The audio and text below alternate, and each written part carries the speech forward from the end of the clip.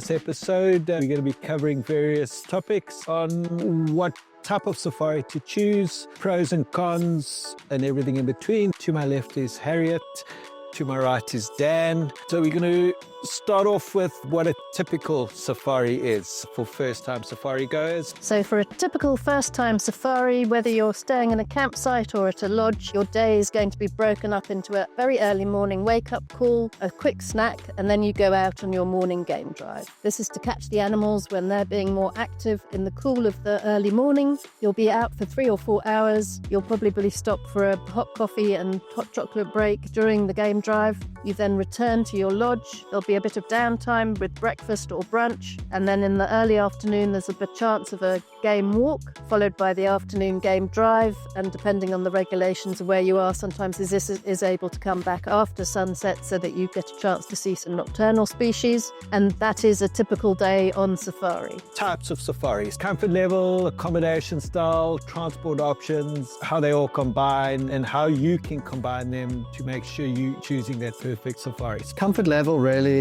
comes down to the type of vehicle that you're using on a game drive or safaris, and then also obviously the accommodation plays a factor. Coming back from 3-4 hours out on a game drive, coming back to an air-conditioned tent and room definitely makes things a lot easier as opposed to your 2-man ground tent that's been pitched on the ground. And so you got your budget safaris, your mid-level, and your luxury that you can choose from. Essentially the game drive is actually the same, it's just really the accommodation that you're coming to after. So I think that's probably one of the big factors in terms of comfort level. I guess that also falls under accommodation style, which is whether it's camping, tented camps or lodges. Generally the vehicles, like I said, is always the same. You got your open vehicles, your pop-up roof ones, they're all the Land Cruisers. I know in East Africa, for more budget concern, you can get the vans or the minibuses that they use in the Masai Mara, for example. Those will be a little less comfortable. Or if you do one of the overland tours, sometimes the game drives are done in the overland trucks. Got that advantage of the height, but they're not as comfortable. Those are the two factors to consider in terms of the type of safari tours is the vehicle that you'll be doing the drives in, and obviously the accommodation that you come into back afterwards. Specialist safaris. So there's a myriad of different specialized safaris that you can participate in. Walking safaris. Who should do a walking safari? What are the pros and cons of a walking safari? Where are the best places to do walking safaris? A walking safari is a great way to break up a traditional game drive safaris. You can choose to do a walking safari where the morning is handed over for a 2-3 hour walk, and then the afternoon is done in a traditional game viewing, which is a great combination. Obviously you don't need to have a high level of fitness for that. The pros of going on a walking safari: you get to get up to wildlife without disturbing the wildlife. Most walking safari guides will be able to talk about the microsystem of the park and the environment in which you're walking in. So they'll show you the ants, they'll show you the dung beetles, they'll explain to you how these microsystems are as important as the macrosystems and how they form a symbiosis and how the two cannot survive without the other. So you get a great deal of information from your guide when you go on a walking safari. It's not about finding the big five. It's very much about discovering the smaller aspects of the park and how the grasses and the seeds and the termites all play a role in the survival of the ecosystem which you find yourself in. You get guys that are super keen hikers. This is very specific to certain areas. Zambia is probably the most popular destination. If you are a super keen hiker, you want to immerse yourself in the bush, you want to hear the sights and sounds, you want to get as close as possible to wildlife without disturbing them, highly recommended. If you want to do a multi-day hike between camps, also possible. But obviously, the longer you walk, the better your fitness levels should be.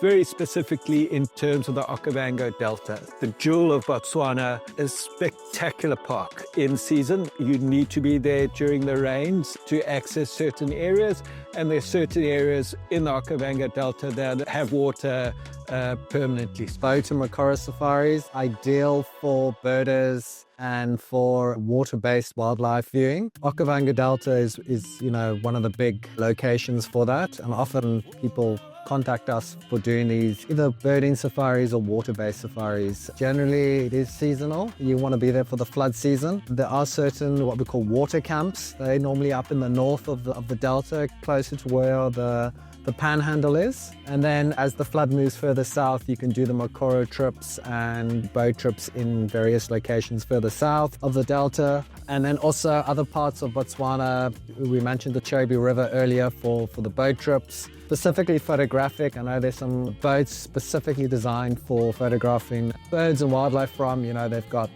the tripods and bean bags and all the different stations for your photographic equipment. So that's one to definitely consider for your boat and safari.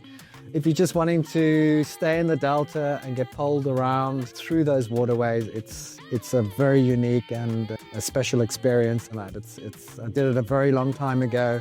Can still remember it very clearly. Just sat in this wooden canoe. Although these days a lot of them are made out of fiberglass for environmental reasons, and just getting pushed slowly, gliding through those calm waterways, through the wilderness area, and just taking in the scenery and the quiet and that.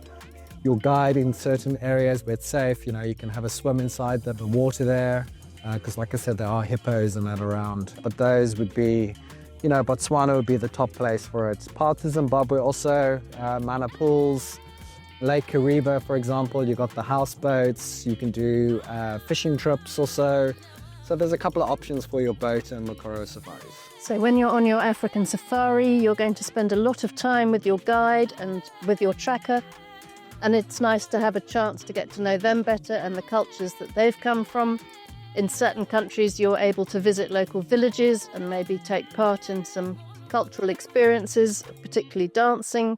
Many of the lodges will have dancing in the evening after supper, and it's very much expected that you will take part in that as well. In different African countries, there are vast numbers of tribes in each country, with lots of different cultural experiences possible. In South Africa, it's very usual to go on a township tour so that you can see how people are living and get to learn about their lives and their work and their families and how their lives might vary incredibly from yours. And also what things are the same for everyone in all their different living circumstances. In Ethiopia, there's some very specialist tribes there, and it is possible to visit them. On an East African safari, it's very usual, particularly if you go to the Masai Mara or the Serengeti, that you will visit a Masai village. On any cultural tour, your guide will give you information before you visit on what's acceptable behaviour. You should always ask before taking a photograph of someone. You should always ask before entering their home. When you're in Namibia, a lot of people are very keen to visit the Himba tribe. Depending where your safari takes you, this can often be possible. If it's a particular interest, then please make sure that you advise your safari consultant when you're planning your safari so that we can allow time and make sure that you're in the right area to visit one of the local tribes and have a cultural experience. If you're visiting Cape Town, for example, it's possible to actually go on a cooking course. You can go to Bo Kaap and you can do a Cape Malay cooking course for a morning or afternoon, followed by sitting down to eat that meal. So the options and the range of experiences are very wide. Photographic safaris. So with the photographic safaris, depends what level of experience you have in photography. If you're a beginner photographer, you've just shown a new interest, you've bought yourself a nice camera, maybe spend a bit of money on a good lens, and now you want to go and take pictures of wildlife and birds, but you have very little experience in doing it. So some of the camps that we actually use, they have almost like photographic studios where they've got additional equipment for you to use that you can rent out or hire, or it's part of the actual accommodation, it depends. And they will then take you out on a game drive. Before you go out on that drive, they'll have a brief on how to set things like aperture and what lenses to use and experimenting with lighting and that. So that's very useful for a beginner photographer. If you're someone with a bit more experience and you want to get that sort of epic shot, booking a safari to lodges that have photographic hides, that's one one thing definitely to look for. I've been to some incredible high-tech hides where you go through a long underground tunnel, you come out to a water hole at ground level. They've got things like a fridge, air conditioning, even beds for if you want to overnight, tripods, all the necessary gear in that you want. Obviously it comes at a premium, but if you're spending so much money on your photographic equipment and that, it's definitely worth it. And then also, the prime spots and locations. If you book in a photographic trip to Botswana, for example, specifically for that reason, the guides will take you to specific locations at a certain time of day, just so you can get that, iconic photograph of, a sunset with a giraffe silhouette, for example. Check with us about photographic safaris. We can definitely help you out with those. It's an adventure tours, Dan. I know, especially in our market, we get a lot of youngsters, and a lot of these guys and girls want to combine a safari experience with an adventure activity. So 3 main destinations spring to mind: Victoria Falls up in Zimbabwe and Zambia, Swakopmund in Namibia, and Cape Town, South Africa. I mean, Vic Falls is, it's earned a great reputation for a adrenaline or adventure destination. From the rafting on the Zambezi, bungee jumping off Victoria Falls Bridge. You've got the Devil's Pool that you can go swimming on, where you can get up to the edge of the Vic Falls. There's lots of adventure activities that you can do there. So often, at the start or the end of your safari in Southern Africa, Vic Falls is a big, transport hub or destination in terms of starting and ending safaris. And then that's where you'll also then get your sort of adrenaline fix in that. And those adventure activities, you don't really have to book in advance like you would do the safari. They generally run daily. Some of them are weather permitting. Some of them are seasonal. So those are just other factors to consider. And then, just choosing booking on what's, within your limits. Also consider that, if you're not sort of okay with heights, then go for the whitewater rafting. And if you've got an issue with water, then, throw yourself off a bridge. Great.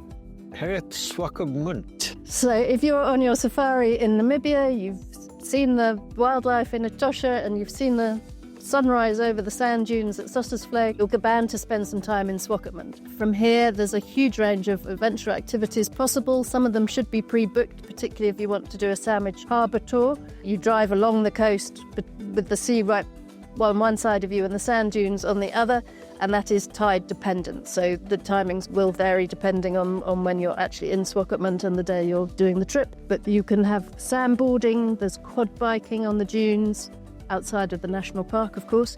You'll be able to do microlight flights and light aircraft flights, particularly over the Skeleton Coast if you want to see some of those famous shipwrecks that the Skeleton Coast is named after. There's possible to travel to Walvis Bay. From there you can do boat cruises. There's a chance of seeing seals, dolphins, flamingos sometimes. So there are a huge range of activities, and it is something to consider how long you want to spend in Swakopmund so that you can fit on all of those that appeal to you and that you can afford. Going to Cape Town, probably the most visited destination outside Vic Falls and Nairobi. Cape Town is a fantastic destination, both in terms of starting and ending safaris. Traditionally, it's not a massive safari area, Cape Town, because of various reasons, but it has a Mediterranean climate and you're not going to find big 5 game reserves to the quality you're going to find elsewhere. But in terms of adventure activities, fantastic, great place. You want to go paragliding off Lion's Head, it's available. You want to do parachuting, there's guys that will do that for you, but with a view of Table Mountain in the background. We have sandboarding, we have surfing, we have pretty much a myriad of adventure activities, everything you can think of, especially in the summer months where the weather is fantastic. We have great mountain ranges. You can do mountain biking, you can do cycle courses. The list is endless. It's a fantastic destination. That's combined with Vic Falls and Swakopmund. It's probably the 3 major hubs to adventure in Africa, and highly recommended. And with that, we're calling a wrap to our 3rd episode in our series. Just a reminder that there's many shapes and styles and things available in terms of safaris. There's nothing that you can't do. Just do your homework, chat to people such as ourselves that specialize in this. give us a brief. We'll put something together for you. Check out our website, africanbudgetsafaris.com, in the link below. Subscribe to our newsletter. It comes out monthly. It'll give you what's happening, what the latest things. Like, subscribe, and leave us a comment.